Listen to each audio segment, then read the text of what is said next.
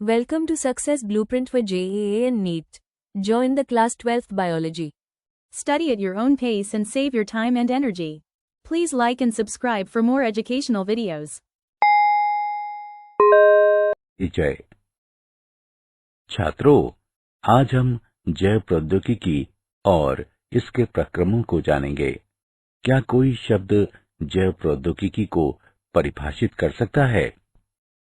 हाँ सर, ये एक प्रौद्योगिकी है जिसका उपयोग उत्पादों को रूपांतरित करने और मानव जीवन हेतु उन्हें उपयोगी बनाने के लिए किया जाता है। बहुत अच्छे। वे प्रक्रम क्या हैं जिन्हें हम जैव प्रौद्योगिकी में शामिल करते हैं? सर, इसमें कृत्रिम डीएनए का निर्माण शामिल है। सही कहा। डीएनए का क्या अर्थ है? सर, डीऑक्सीरिबोन्यूक्लिक अम्ल। सही कहा। तो आओ इस पाठ में हम जैव प्रौद्योगिकी के सिद्धांत और प्रक्रमों के बारे में विस्तार से चर्चा करेंगे। उद्देश्य: इस पाठ के अंत में आप निम्न करने में सक्षम हो जाएंगे। जैव प्रौद्योगिकी के सिद्धांतों का वर्णन करना, एक कृत्रिम पुनर्योगज डीएनए अणु के निर्माण का वर्णन करना, पुनर्योगज डीएनए प्रौद्योगिकी के साधनों का वर्णन करना, डीएनए खंड के पृथक्करण एवं विलयन की चर्चा करना, क्लोनिंग संवाहक का वर्णन करना, पुनर्योगज डीएनए प्रौद्योगिकी के प्रक्रमों का वर्णन करना। जैव प्रौद्योगिकी के सिद्धांत। जैव प्रौद्योगिकी एक तकनीक है जिसमें उत्पादों को बनाने या रूपांतरित करने, पौधों या जंतुओं में सुधार करने के लिए या विशिष्ट उपयोग हेतु सूक्ष्म जीवों का विकास करने के लिए जीवों का उपयोग किया जाता है। आधुनिक जैव प्रौद्योगिकी के विकास में निम्न दो तकनीकों का योगदान है: आनुवंशिक इंजीनियरिंग, आनुवंशिक पदार्थ की प्रकृति को बदलने की तकनीक, और या आनुवंशिक पदार्थ को अन्य परपोषी जीवों में प्रवेश कराकर इसके समलक्षणी में परिवर्तन करना। जैव प्रौद्योगिकी उत्पादों के निर्माण के लिए रोगाणु रहित दशाओं में केवल वांछित सूक्ष्मों या कोशिकाओं की अधिक संख्या में वृद्धि और गुणन को सुगम बनाने की तकनीक। आनुवंशिक इंजीनियरिंग के सिद्धांतों का विकास। संकरण उत्पादों में सुधार के लिए पादप प्रजनन और जंतु प्रजनन में उपयोग की जाने वाली पारंपरिक विधि है। इसमें प्रायः वांछित जीन के साथ साथ अवांछित जीन का समावेश भी हो जाता है। संकरण की कमियों को दूर करने के लिए आनुवंशिक इंजीनियरिंग द्वारा पुनर्योगज डीएनए विकसित किया जा सकता है। विजातीय डीएनए या कृत्रिम डीएनए से जुड़ा परपोषी डीएनए पुनर्योगज डीएनए कहलाता है। प्रतिकृति का मूल डीएनए का अनुक्रम है, जिस स्थान पर प्रतिकृतियन या एक गुणसूत्र प्लाज्मिड या वायरस पर शुरू होता है।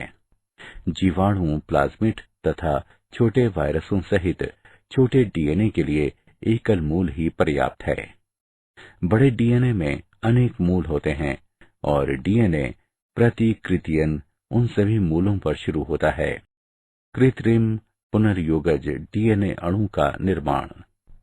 जब विजातीय डीएनए प्रतिकृति के मूल से जुड़ा होता है तो परपोषी जीव में डीएनए प्रतिकृति एवं गुणित हो सकते हैं। ये डीएनए क्लोनिंग कहलाता है। कृत्रिम पुनर्योगज डीएनए का निर्माण। प्लाज्मिड अतिरिक्त गुणसूत्र डीएनए हैं जो एक जीवाणु से दूसरे जीवाणु तक जीन या डीएनए स्थानांतरित कर सकते हैं।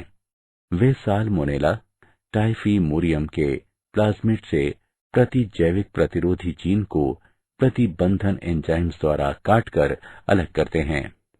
पृथक जीन डीएनए लिगेज एंजाइम द्वारा प्लाज्मिड से जुड़ा हुआ था। ये पुनर्योगित डीएनए पात्रे बनाता है जो प्रयोगशाला की दशाएं हैं। इस पुनर्योगज डीएनए को साल्मोनेला से काफी मिलते जुलते इशारिकिया कोलाई जीवाणु में स्थानांतरित किया जाता है।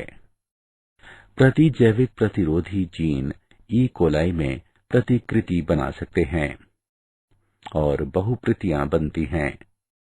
ये जीन क्लोनिंग कहलाता है। जीव के आनुवंशिक रूपांतर में निम्न चरण होते हैं।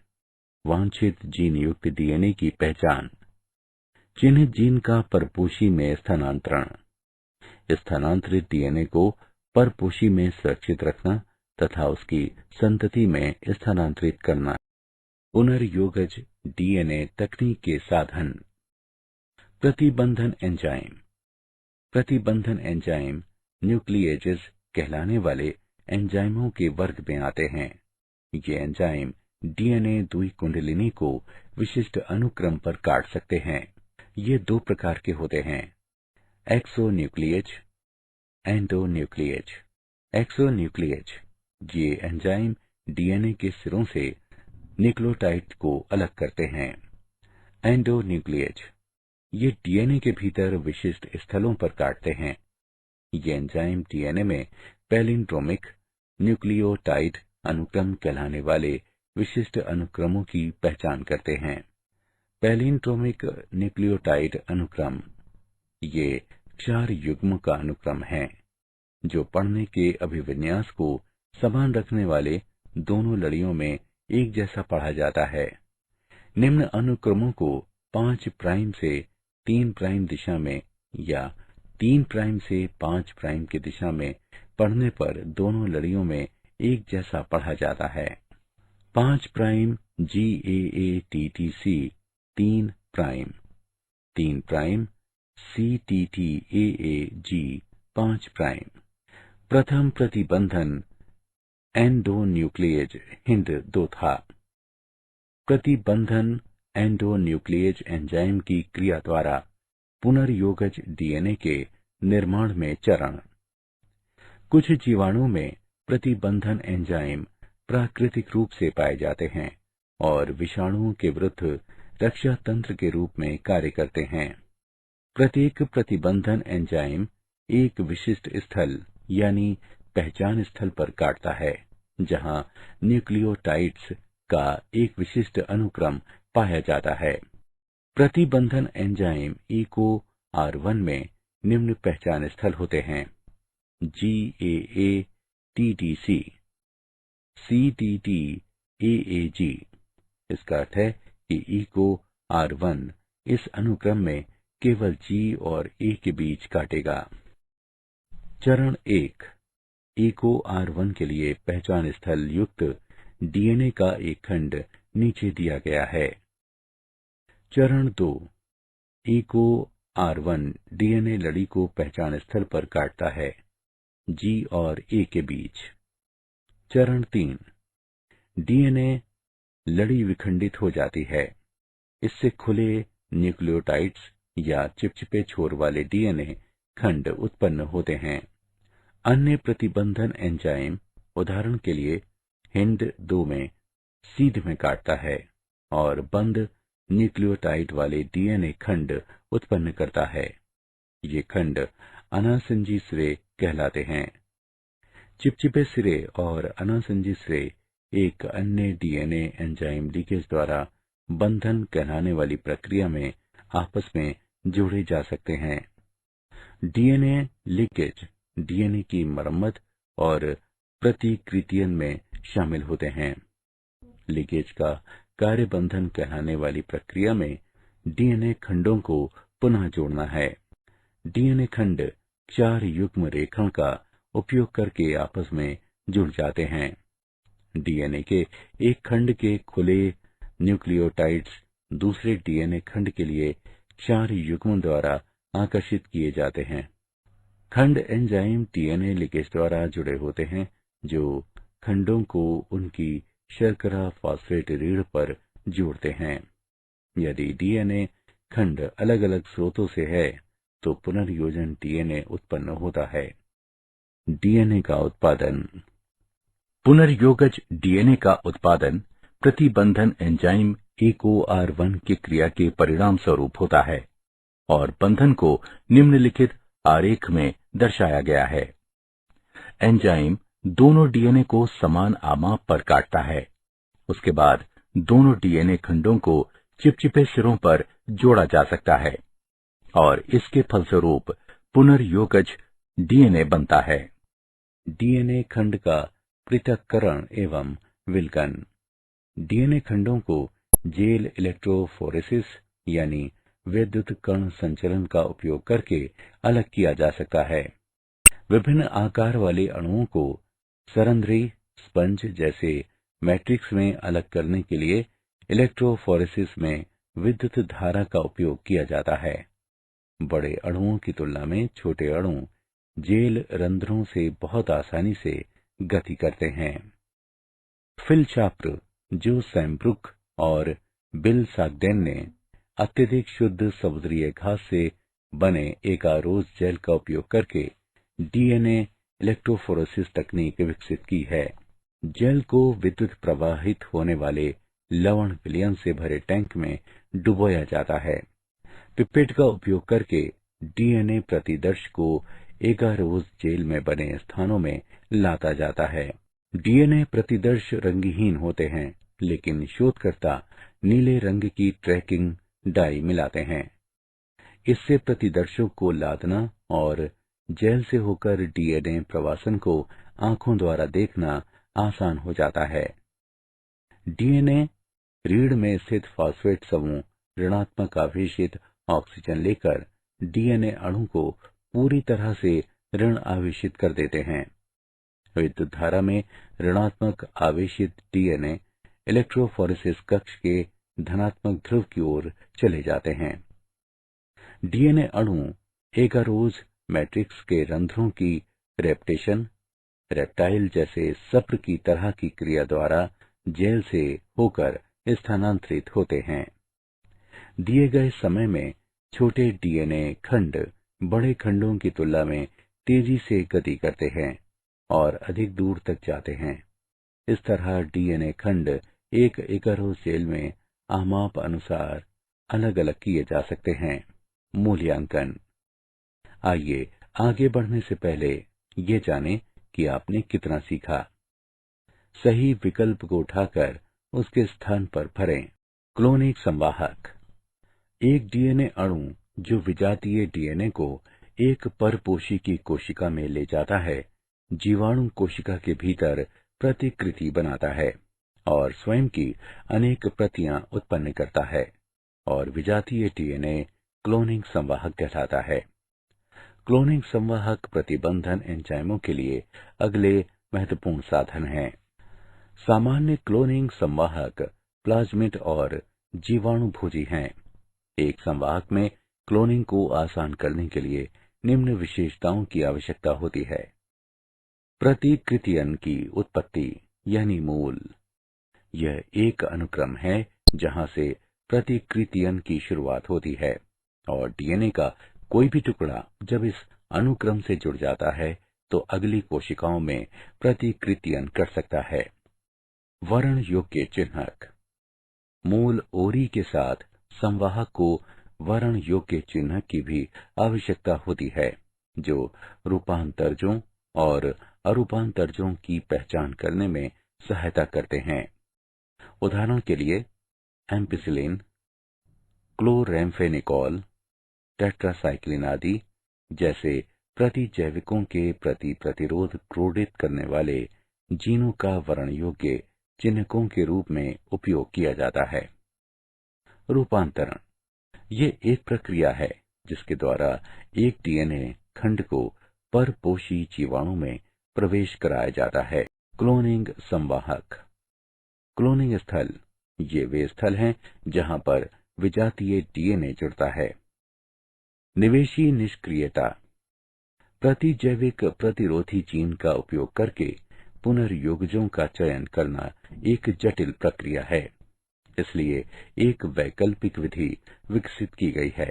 इसमें रूपांतरजों, पुनर्योगजों और अपुनर्योगजों की पहचान क्रियाधार की उपस्थिति में रंग उत्पन्न करने की उनकी क्षमता के आधार पर की जाती है। इसमें एक पुनर्योगज डीएनए को एक ग्लैक्टोसाइजिस एंजाइम के अनुक्रम में प्रवेश कराया जाता है। जिसके फलस्वरूप एंजाइम निष्क्रिय हो जाते हैं और इसे निवेशी निष्क्रियता कहते हैं। इसलिए इस प्रकार के जीवाणु द्वारा नीला रंग नहीं प्रदान किया जाएगा, आप पुनर्योगज नीला रंग प्रदान करेंगे। पौधों व जंतुओं में जीन क्लोनिंग हेतु संवाहक। जीनों को स्थानांतरित करने के लिए कुछ जीवाणु और वायरस का उपयोग किया जाता है।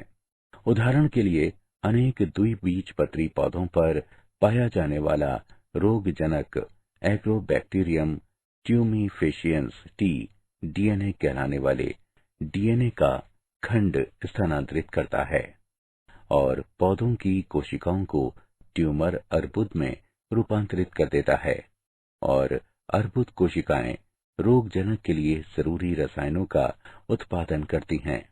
अब इस जीवाणु के टीआई प्लाज्मिड का उपयोग अपनी अभिरुचि के जीन को अनेक पौधों में स्थानांतरित करने के लिए किया जा सकता है। जंतुओं में पश्च विषाणु परपोषी कोशिकाओं को संबंधित कोशिकाओं में रूपांतरित करने के लिए अपने डीएनए को परपोषी कोशिका में स्थानांतरित कर सकता है। इसलिए पश्च विषाणु का एक संवाहक के रूप में उपयोग किया जाता है यदि हानिकारक डीएनए को अभिरुचि के जीन द्वारा बदला जा सकता है।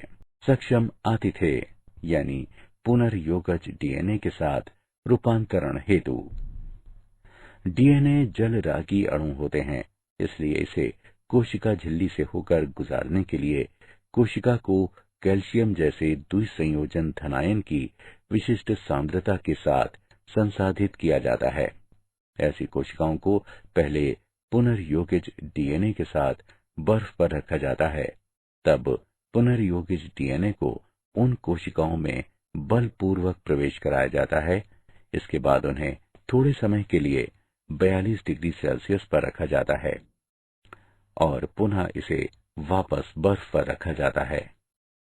विजातीय डीएनए को प्रवेश कराने की अन्य विधियां सूक्ष्म अंतःक्षेपण और बायोलिस्टिक या जीनकन हैं।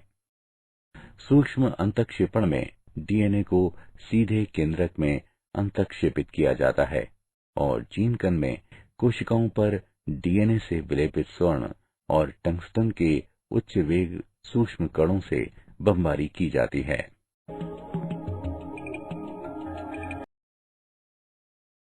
पुनर्योगज के पराक्रम। पुनर्योगज डीएनए तकनीक में अनेक चरण शामिल होते हैं, जैसे आनुवंशिक पदार्थ डीएनए का पृथक्करण, डीएनए को विशिष्ट स्थलों पर काटना, पीसीआर का उपयोग करके अभिरुचि के जीन का प्रवर्धन, परपोषी कोशिका या जीव में पुनर्योगज डीएनए का निवेशन, बाहरी जीन उत्पाद प्राप्त करना, अनुप्रवाह संसाधन, आनुवंशिक पदार्थ डीएनए का पृथक्करण। प्रतिबंधन एंजाइम की क्रिया के लिए डीएनए को शुद्ध रूप में प्राप्त किया जाना चाहिए। ये लाइसोजाइम, सेलुलोज, काइटिनेज जैसे एंजाइमों से जीवाणु कोशिकाओं को संसाधित करके किया जाता है। डीएनए हिस्टोन, प्रोटीन और आरएनए के साथ गुंधे रहते हैं। आरएनए को रिबोन्यूक्लेज से उपचारित करके, जबकि प्रोटीन को प्रोटीएज से उपचारित करके अलग किया जाता है। अन्य अणुओं को उचित उपचार द्वारा अलग किया जाता है और अनंत गुत्वा द्रुत शीतित एथेनॉल मिलाने से शोधित डीएनए अवक्षेपित हो जाता है। डीएनए को विशिष्ट स्थलों पर काटना। शोधित अणुओं को इष्टतम परिस्थितियों में रखने पर प्रतिबंधन एंजाइम का उपयोग किया जाता है। प्रतिबंधन एंजाइम की वृद्धि जांचने के लिए पाचन एगारोज जेल इलेक्ट्रोफोरेसिस का उपयोग किया जाता है। पुनर्योगज डीएनए तैयार करने के लिए स्रोत डीएनए से काटा गया अभिरुचि का जीन तथा खाली जगह के साथ कटे हुए संवाहक को मिश्रित किया जाता है और लिगेज मिलाया जाता है। पुनर्योगज डीएनए प्रौद्योगिकी के प्रक्रम। पीसीआर का उपयोग करके अभिरुचि के जीन का प्रवर्धन। पॉलीमरेज श्रृंखला अभिक्रिया यानी पीसीआर विशिष्ट डीएनए अनुक्रमों का घातांकी प्रवर्धन प्रदान करती है। पीसीआर के लिए आवश्यक है डीएनए टेम्पलेट, कोई भी स्रोत जिसमें एक या अधिक लक्षित डीएनए अणु होते हैं प्रवर्धित किए जाते हैं।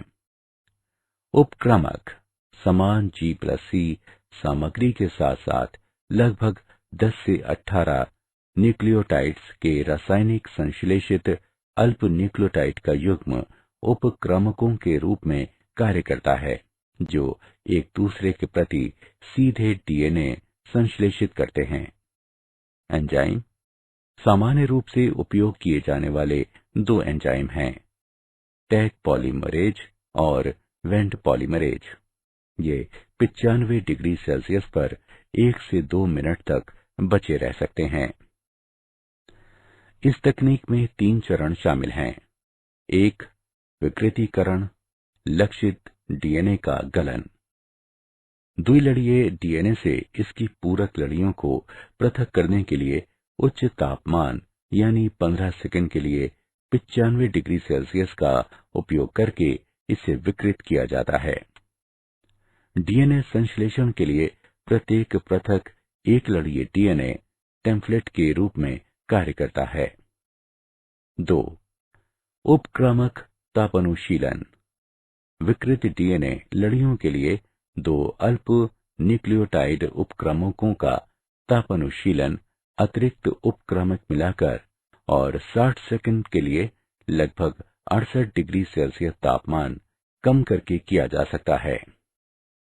उपक्रमक हाइड्रोजन बंध बनाते हैं जो डीएनए अनुक्रम के दोनों सिरों पर डीएनए का तापानुशीलन करता है। 3. उपक्रमकों का विस्तार, बहुलकीकरण। डीएनए पॉलीमरेज उपक्रमकों को बढ़ाने के लिए उपक्रमक की बहुलकीकरण प्रक्रिया की शुरुआत करता है, जिसके परिणाम स्वरूप लक्षित डीएनए अनुक्रम की प्रतियों का संश्लेषण होता है। उपयोग किए जाने वाले दो एंजाइम टैग पॉलीमरेज और वेंट पॉलीमरेज हैं। पुनर्योगज डीएनए प्रौद्योगिकी के प्रक्रम। परपोषी कोशिका या जीव में पुनर्योगज डीएनए का निवेशन। यदि पुनर्योगज डीएनए को, जिसमें प्रतिजैविक एम्पिसिलिन प्रतिरोधी जीन स्थित होता है, ई कोलाई कोशिकाओं में स्थानांतरित किया जाता है, तो परपोषी कोशिका एम्पिसिलिन प्रतिरोधी कोशिकाओं में रूपांतरित हो जाती हैं। इस स्थिति में एम्पिसिलिन प्रतिरोधी जीन वर्ण योग्य चिन्ह कहलाता है। बाहरी जीन उत्पाद प्राप्त करना। विजातीय डीएनए जीन अभिव्यक्ति द्वारा वांछित प्रोटीन उत्पन्न करने के लिए प्रायः गुणित हो जाता है। जब प्रोटीन कूटलेखन जीन किसी विषमजात परपोषी में अभिव्यक्त होता है तो इसे पुनर्योगज प्रोटीन कहते हैं।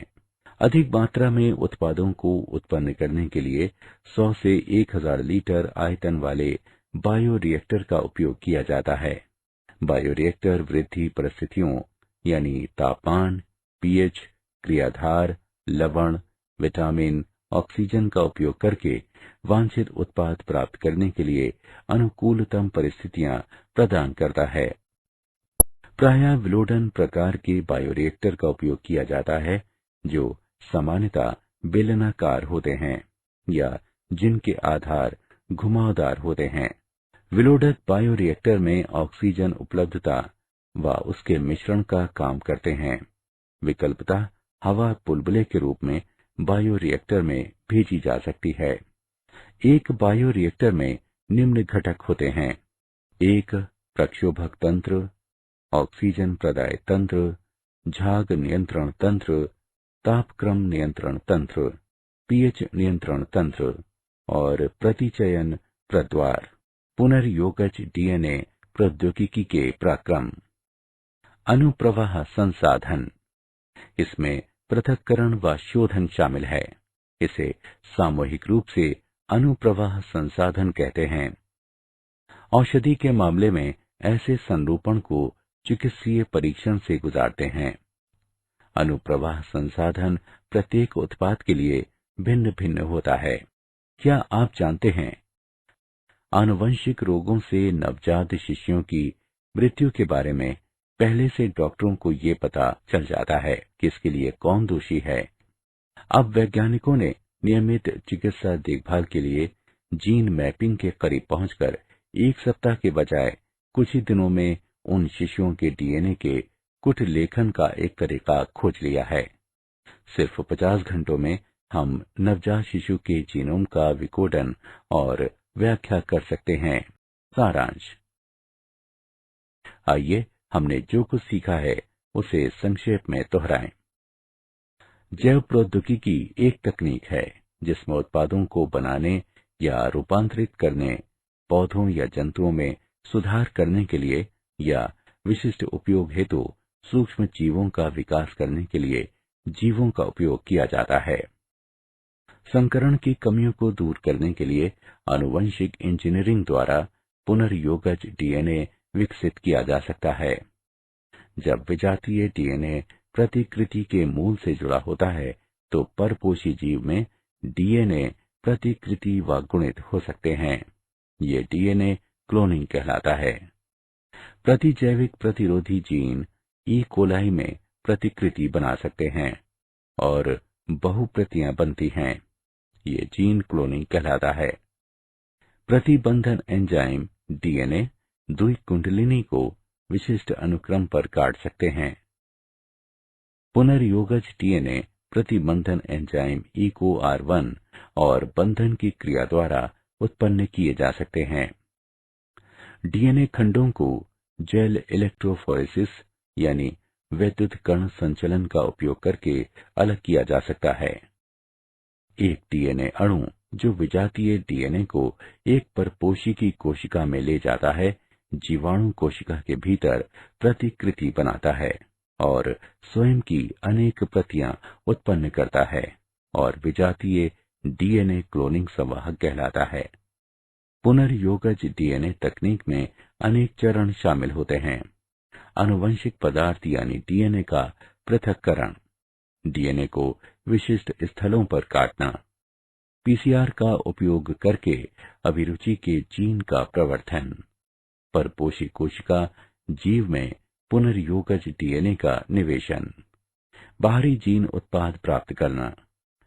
For chapter-wise notes, MCQ and mind maps, please visit www.success.org.in or download free mobile app Success Quiz. Please like and subscribe for more educational videos. Thank you.